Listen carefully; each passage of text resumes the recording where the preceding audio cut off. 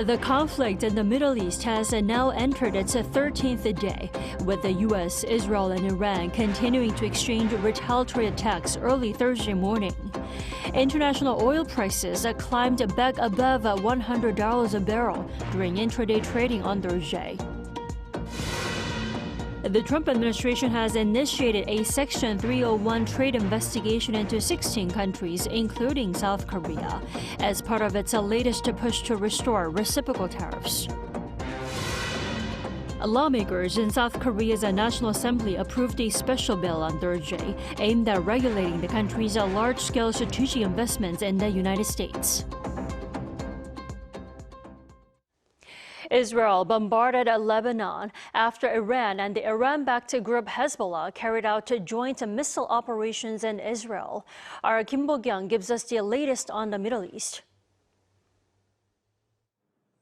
Entering its 13th day on Thursday local time, the U.S. and Israel's war against Iran continued, with both sides carrying out operations from the early morning. Israel launched extensive airstrikes targeting Hezbollah's intelligence headquarters and command centers in southern Beirut.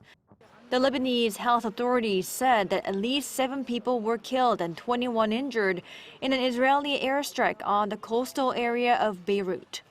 This retaliation came after Iran's Revolutionary Guard Corps carried out some strikes jointly with Hezbollah for 5 hours, striking more than 50 targets across Israel on Wednesday night. A statement from the IRGC said it launched ballistic missiles during the operation, while Hezbollah deployed large attack drones and rockets. The operation inflicted damage on Israeli military bases, stretching from northern Haifa to central Tel Aviv and southern Beersheba, the statement claimed. The conflict has now spread further into the Strait of Hormuz and nearby waters after the IRGC said it had attacked 4 foreign ships on the 11th, including vessels from Israel, Thailand, and Japan that ignored warnings from the Iranian Navy. It followed an unidentified attack late on Wednesday that caused fires on 2 oil tankers in the Iraqi port of Basra. This has brought the total number of vessels hit in the region since the war began to at least 16, according to Reuters. Kim Bo-kyung, Arirang News. Now, Iran says its new supreme leader is reportedly safe and in control after days of speculation about his condition. Meanwhile, the question of when the conflict will end is still murky, as Washington and Tehran still project mixed messages. Oh Soo-young has more. Iran says its new supreme leader, Mojtaba Khamenei, has been injured but remains in control, as questions grow over his condition and whereabouts amid the ongoing war. On Wednesday, Yusuf Pezeshkian, the son of the Iranian president, wrote on Telegram that he had asked contacts about the reports of Khamenei's injury and was told he was safe. According to diplomatic sources cited by global media outlets, Khamenei suffered a fractured foot and cuts to his face, along with bruising near one eye, during the US and Israeli-led airstrikes that began the conflict on February 28th. In an interview with The Guardian, Iran's ambassador to Cyprus confirmed that the new leader was present at the residence during the opening strikes that killed his relatives, saying he was lucky to be alive. He suggested the new leader may have been hospitalized because of his injuries. Mojtaba Khamenei has not appeared publicly since he was formally elevated to supreme leader earlier this month, fueling speculation that the injuries may be keeping him in hiding, and in reflection of fears that Iran's leadership could remain a target as the conflict with the United States and Israel continues. Meanwhile, Washington and Tehran continue to project mixed signals about a potential end to the war. US President Donald Trump has said the conflict could conclude once Washington decides its military objectives have been met, declaring that there's basically nothing left to hit. However, Iran's President Masoud Pezeshkian said on Wednesday that any ceasefire would require recognition of Iran's rights, compensation for damage caused by the strikes, and firm non-aggression guarantees as essential conditions. Oh Soo-young, Arirang News. And on Thursday, here in South Korea, President Lee Jae-myung has urged that a supplementary budget be swiftly organized to help alleviate the burden on the lives of the people. Our Blue House correspondent Yoon Jung-min explains. 민생 경제 충격 완화를 위한 골든타임을 절대로 허비해서는 안 되겠습니다.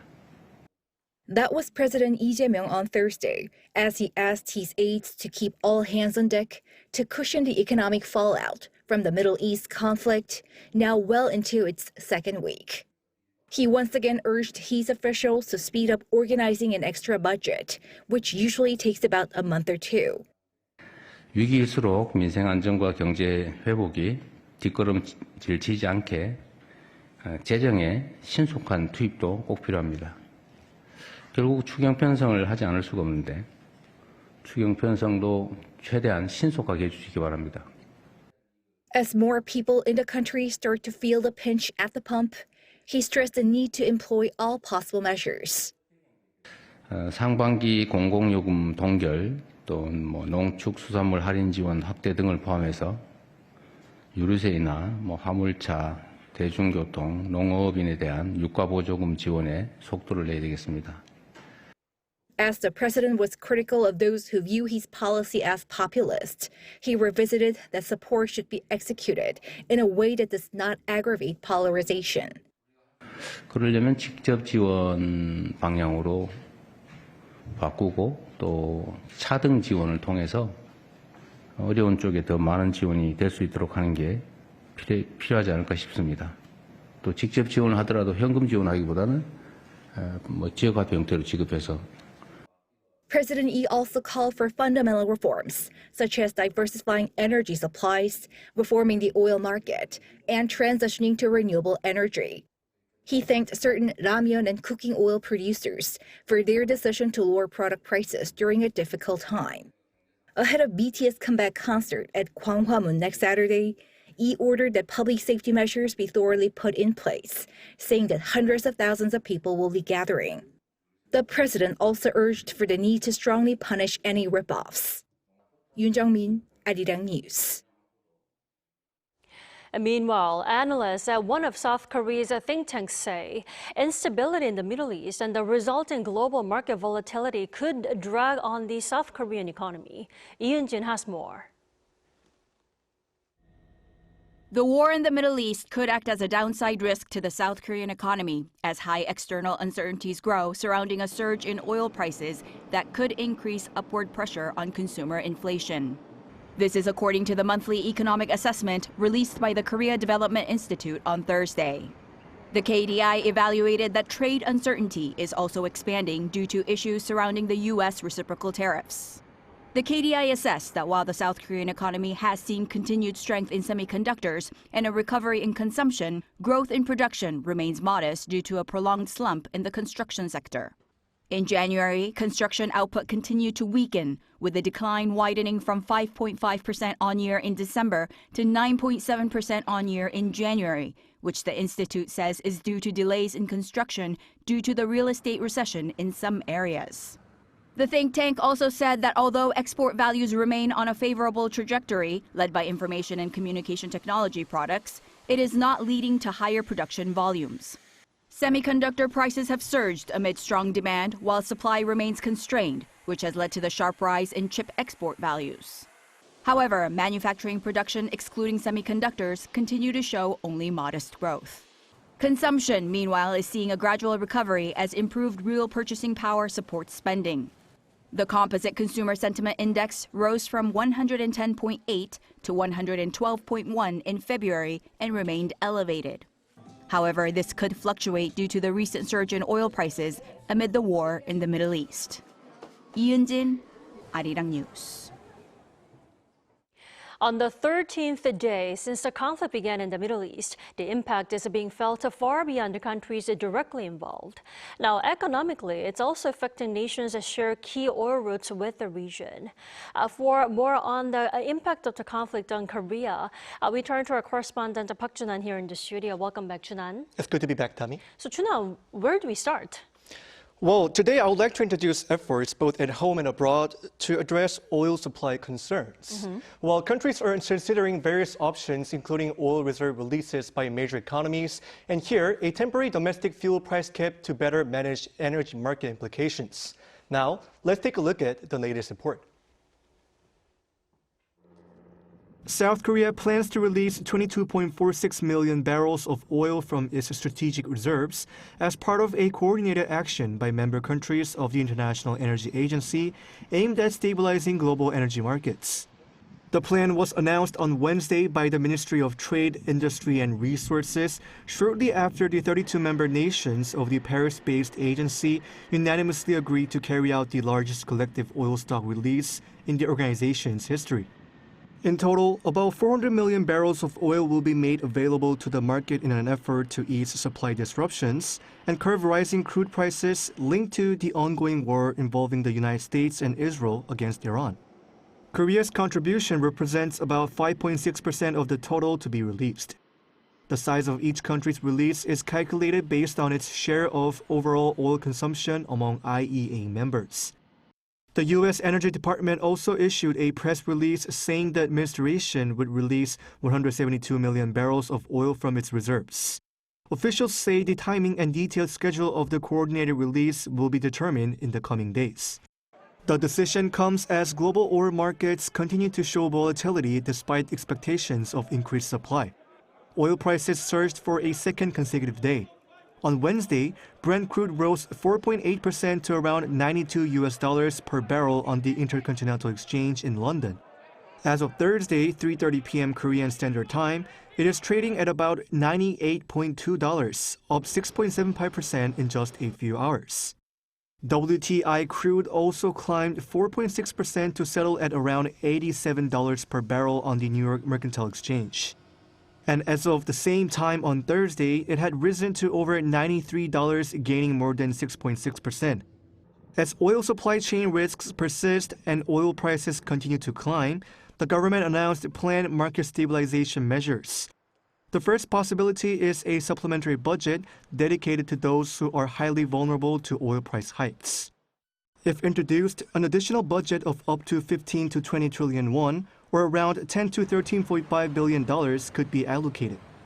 The funding could be used to expand the scope of fuel tax reductions, provide oil price-linked support for low-income workers, expand energy voucher assistance, offer subsidies for the transportation industry, including trucks and buses, and support export-oriented small and medium-sized enterprises. A temporary price cap on domestic oil is another option the government will announce. According to its own guidelines, appropriate price levels that the government thinks ideal would be at 1,800 won per liter, or around $1.22. However, the price level would be reviewed every 2 weeks to reflect any changes in global oil prices. With more details to follow, Finance Minister Koo Yoon-chul said the government will mobilize all available policy tools and activate an emergency economic response system to address the situation in real time. And Junan, before we came on air, we just learned that the government is implementing a temporary price fuel cap system from tomorrow, right? Tell us more. Right, Tammy. So this is a big deal because starting tomorrow, which is Friday Korean Standard Time, a domestic oil price cap will be implemented for the first time in nearly 30 years since oil price liberalization in 1997. Reports indicate the cap will primarily apply at the refinery wholesale level, rather than placing direct pressure on the individual gas stations. This helps maintain fairness across the supply chain by curbing upstream price increases. While the government may provide support or subsidies to refiners if needed to offset costs, though the exact details are still being finalized. Well, one thing's for sure, the government appears strongly committed to stabilizing oil prices. Now, Chuna, why such a strong emphasis on this issue? It's because South Korea is very vulnerable against oil shocks. Well, we import virtually 100% of our crude oil with no domestic production. And in fact, about 70% of those imports pass through the Strait of Hormuz, a single choke point that is now disrupted by the conflict. As of the first quarter of 2025, Korea accounts for 12% of total oil flows through the Strait of Hormuz by destination, making the country the third most exposed nation globally. And now let's take a listen to the reason why supply road disruption is a major concern for the country's economy. Directly, consumers feel the impact through higher fuel prices. For producers, it means rising production costs, but it also creates difficulties in shipping their goods for export. They may end up stockpiling products because they cannot ship them out, as shipping costs rise and vessels become harder to secure. This can spike consumer prices, slow GDP growth, and increase financial volatility.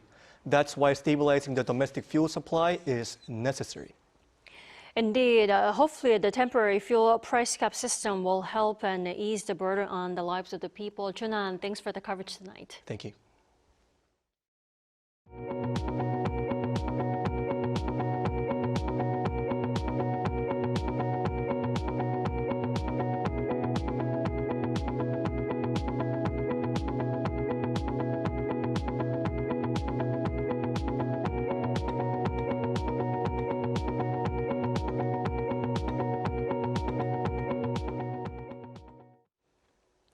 Despite a Supreme Court decision declaring its reciprocal tariffs unlawful, the Trump administration has begun trade investigations targeting U.S. partners, including South Korea, to sustain its tariff policy. Our correspondent Kim Do-yeon has the details. The United States officially launched a Section 301 trade investigation on Wednesday local time into South Korea and 15 other economies in a move to revive reciprocal tariffs. This would replace the temporary 10% global tariffs imposed at the moment. The Federal Register cited South Korea's large and persistent trade surpluses as evidence. The report highlighted South Korea's global surplus in sectors including automobiles, machinery, and steel, noting its bilateral goods and services trade surplus with the U.S. reached $56 billion in 2024. South Korea's Trade Minister Yo Han-gu described the action as an expected procedural step. Seoul views the probe as a legal maneuver by the Trump administration to restore tariffs to their prior levels, shifting its legal justification after the U.S. Supreme Court struck down the use of emergency economic powers. U.S. President Donald Trump foreshadowed the policy shift following the Supreme Court ruling. And we're also initiating several Section 301 and other investigations to protect our country from unfair trading practices of other countries and companies. Because a Section 301 investigation typically requires several months, the U.S. is utilizing Section 122 of the Trade Act to impose a 10% global tariff for the next 4 to 5 months. The administration aims to have the Section 301 measures fully implemented by mid-July. Experts suggest the lengthy Section 301 process is being used as leverage. Many experts say initiating this serves as a bargaining chip. The administration likely wants to use it as a pressure tactic to reach a tariff agreement without a drawn-out fight. Meanwhile, the Blue House released a statement emphasizing that the government will actively negotiate with Washington to ensure the balance of interest secured in previous bilateral tariff agreements remains intact and to prevent any disadvantageous treatment compared to major global competitors. Seoul has received an official request for consultation from the USTR and plans to submit its formal written response by the April 15th deadline. Kim Do-yeon, Arirang News. Lawmakers at South Korea's National Assembly approved a bill on Thursday, enabling the country's planned $350 billion investment in the United States. Our political correspondent Moon Hae-dun tells us more. South Korea's National Assembly on Thursday passed a special bill aimed at managing the country's large-scale strategic investment in the United States. The legislation establishes the legal framework for Seoul to carry out its $350 billion investment commitment under a bilateral trade agreement with Washington. Momentum behind the bill intensified after U.S. President Donald Trump warned in January that tariffs on South Korean goods could rise back to 25% if Seoul continued delaying the legislation needed to implement the deal. Often referred to as the U.S. investment bill, the law establishes a new body tasked with overseeing the projects and coordinating the investment process. It will be responsible for managing and supervising investment activities tied to the bilateral agreement.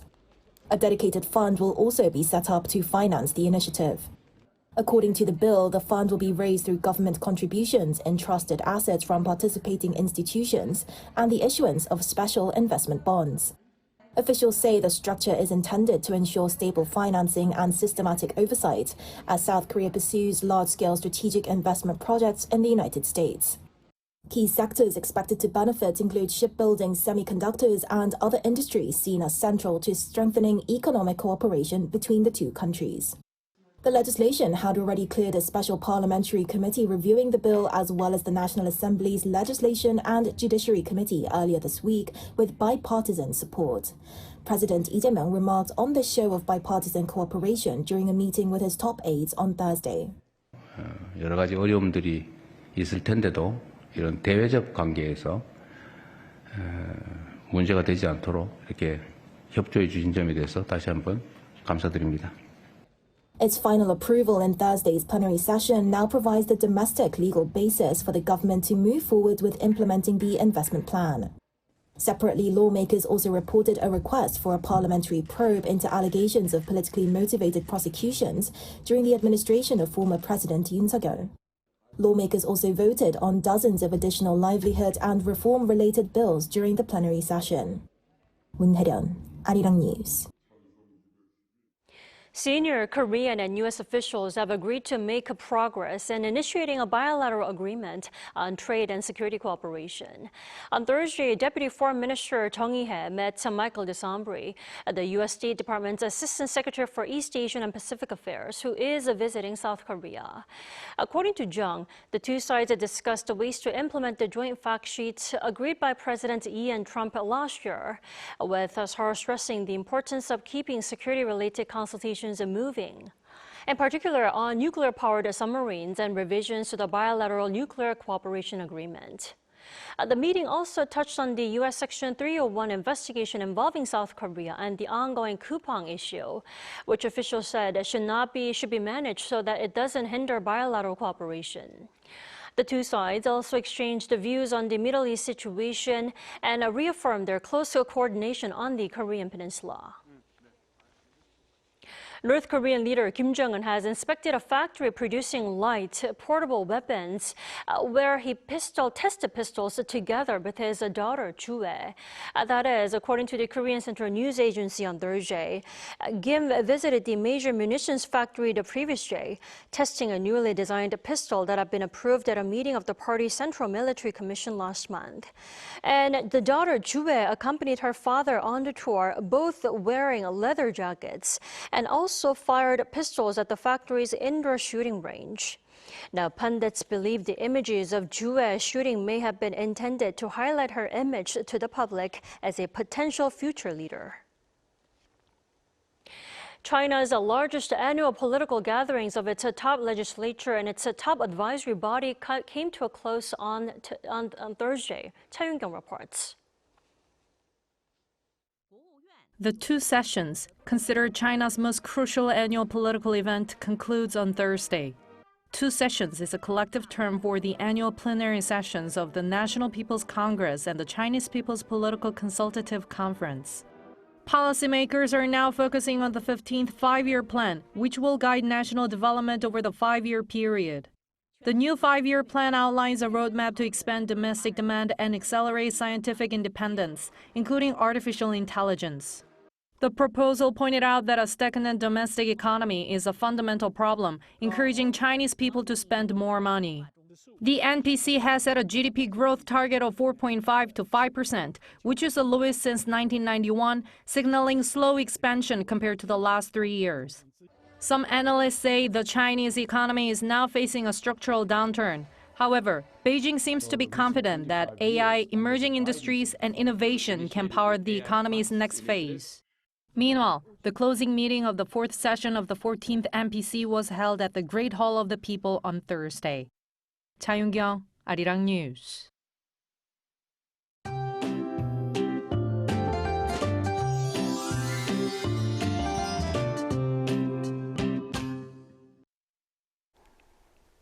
Most of us in the western parts of Korea had fine early spring weather under mostly sunny skies, but eastern regions had on and off rain today. And there has been heavy snow in the mountainous regions of Gangwon-do province, with a heavy snow advisory being issued, with more than 20 centimeters of snow expected through tomorrow.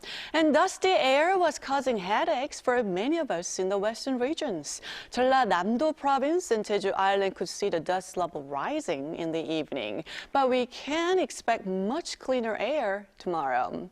And tomorrow morning, most regions will start out at 2 degrees Celsius. That's including here in the capital, Daegu and Gwangju. Then by the afternoon, more clouds will be rolling in, and Seoul will be getting up to 12 degrees Celsius. Gwangju will be topping out at 14 degrees. And for the time being, early spring weather with large day-to-night temperature differences will continue. With that in mind, here's a look at the international weather conditions.